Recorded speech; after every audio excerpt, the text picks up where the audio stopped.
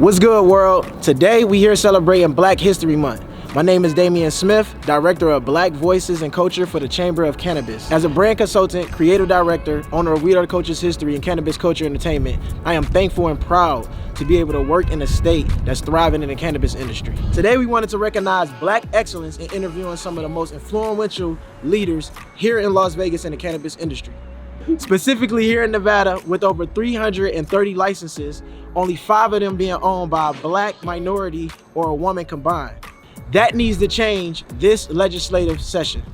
There is no national uniform legal code to ensure that there is social equity in the cannabis market.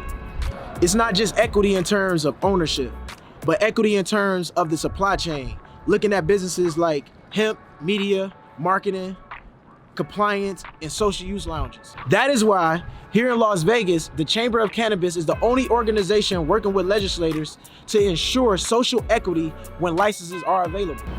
Let's face it, if you don't have a huge $100 million investment to do a cultivation or cannabis dispensary, it is important to find and create other ways to get into the cannabis space, especially for us, minorities and women. Because we know when licenses go out, we know who's getting displaced, us.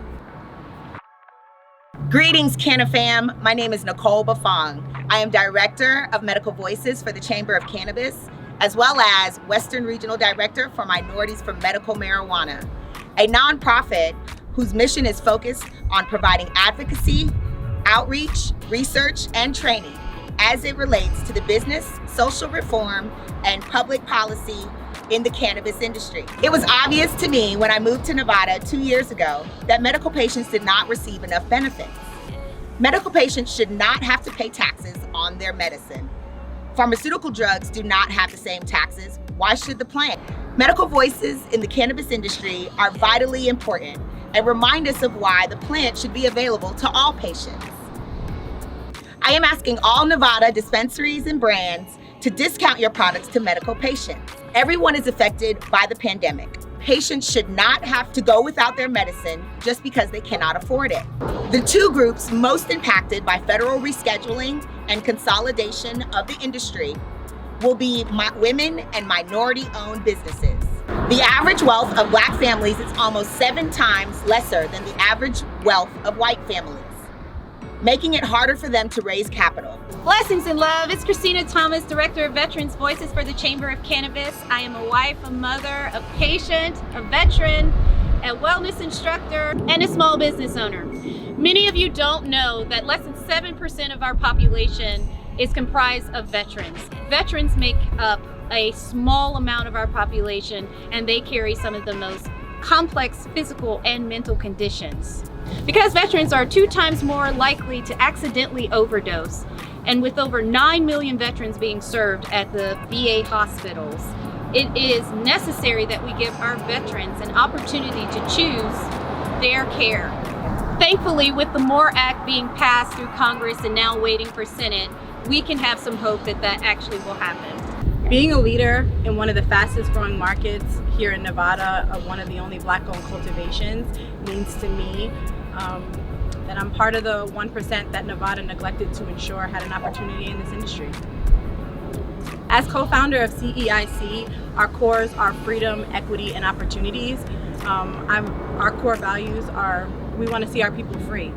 So this bill represents BDR 360 represents our first core of freedom.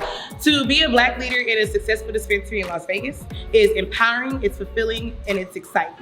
It also gives me the opportunity to give other Black leaders the opportunity to become a part of the cannabis dispensary. My name is Portia Davis, and I am the admin retail here at Oasis Cannabis. I would like to see our political leaders change the laws from just being a state law to a federal law. This should be something that is allowed in every state at this point.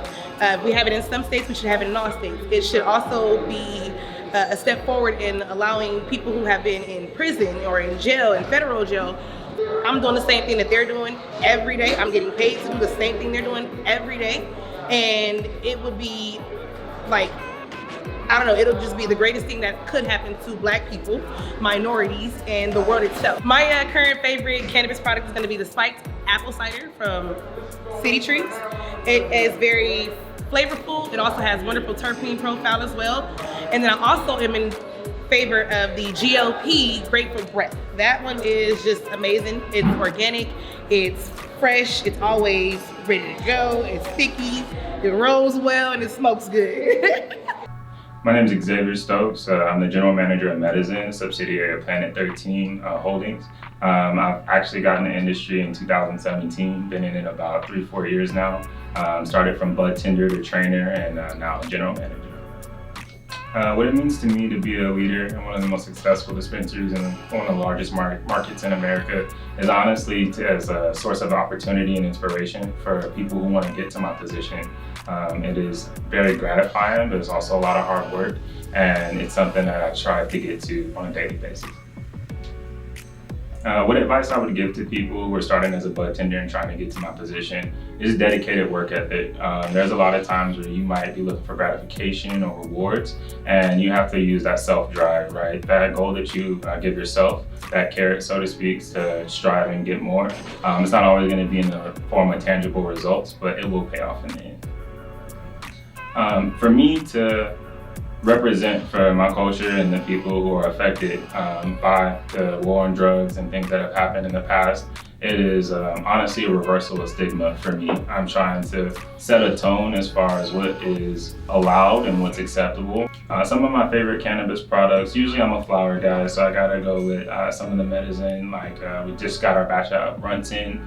It's very unique to the Runt strains. Sometimes you try a new strain in a new market and it doesn't remind you of what it originally was, right? Our master grower and vice president of operations here, Chris Wren, does a really good job of maintaining the actual culture and also maintaining the identity of strains. So that's where I got to start. And then secondly, I like concentrates and edibles.